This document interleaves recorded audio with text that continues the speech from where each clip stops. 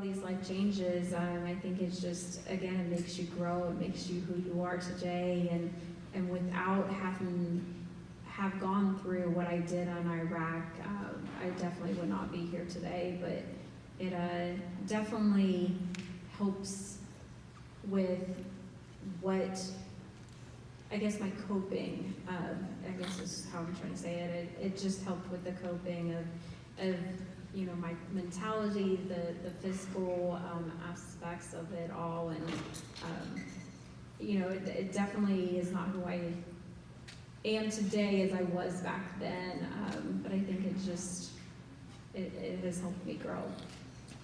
One thing that I noticed, you know, what happens to a lot of people when something goes wrong in your life, or you have adversity, you know, in your life, is all of a sudden you become a victim.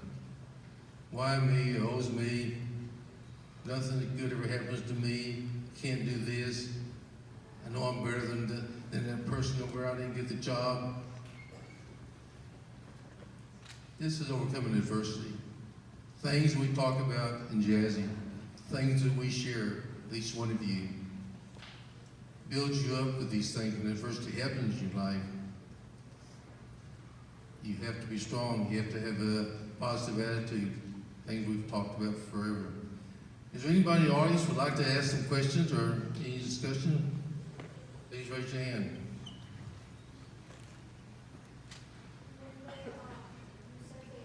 Come on up and I'll give you back the phone.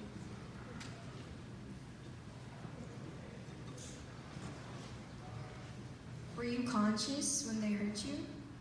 No, I was already knocked out at that point. So thankfully for me that I did not have to experience the physical pains of what they did to me. So, I mean, I guess to me it was a blessing, even though I wish that it hadn't have happened.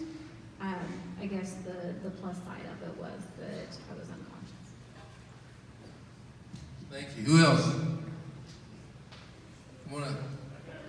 Oh, David, go ahead. I can hear you, David. So for me, I actually kind of wanting to join the military, but like, what do you think like I should be prepared for? Like, any advice you can give for that? Yeah. How would you advise people about thinking about going to the military?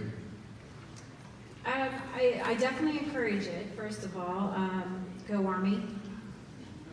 No, no matter what branch you decide to go in, I think it's definitely a positive thing.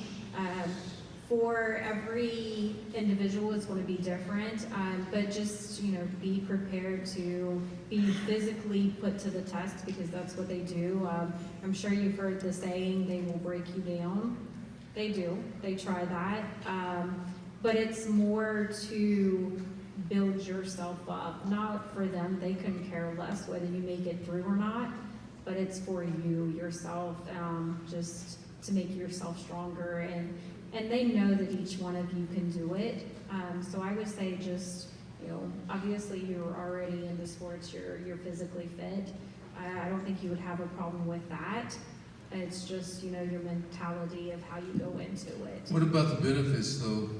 You have benefits for college? The government help pay for your education? Yeah. Well, the GI Bill, that's definitely, if you can go in and at least do 2 years, you will get your GI Bill. So, you know, and I think that's the limit in most of the services. What's the GI Bill? I'm not sure myself. What does that do? The GI Bill is basically a scholarship so that you can go to school, and they'll put you through, you know, either a 2 or 4 year program, depending on what you complete and how long you can do it.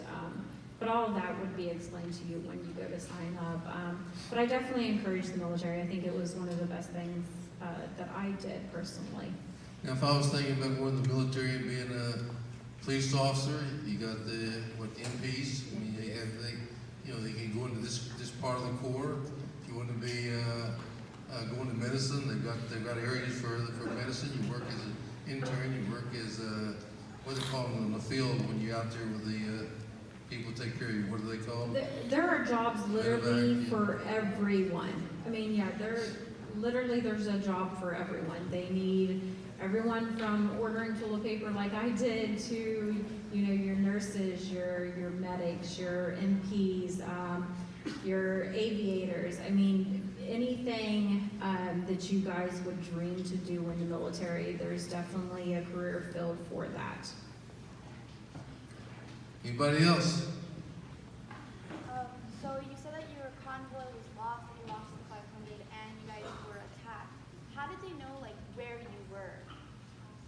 Let me ask you a question. I'm going to say, so when the convoy was attacked out in the middle of nowhere, how did you know where you were? Yeah, like how did they know that You were lost, right?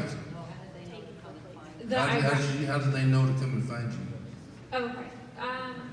Well, apparently when I was in the hospital, there was an Iraqi lawyer whose wife worked as a nurse that was inside of the hospital, and the Iraqi lawyer tipped off the Americans at a checkpoint, and then they were able to just follow the leads and was able to go in and then rescue me. What did you think would happen to you if the SEALs hadn't come in when they did? What did you think your outcome was going to be when you were there playing there? I honestly don't think I would have made it much longer, especially by not being given any kind of food, medication, water, you know, and just having the extensive injuries that I had. I could every day slowly feel that I was basically fading. Like, you know, you just, even though I wanted to have the high morale of that I'm going to make it out of here, my body, my body was just, you know, slowly starting to give way. Can you even imagine going 9 days with no food, no water? Try to go 3 days with no food and no water. See what happens to you. Some of you probably can't do 3 hours. And what about this? What about this? Broken back, assisted through all this, and made your dreams come true. Absolutely. Did you ever, for a minute, think about if you were injured, after you were recuperating, or laying in bed, you couldn't walk, you couldn't hardly move? Did you ever think about why me?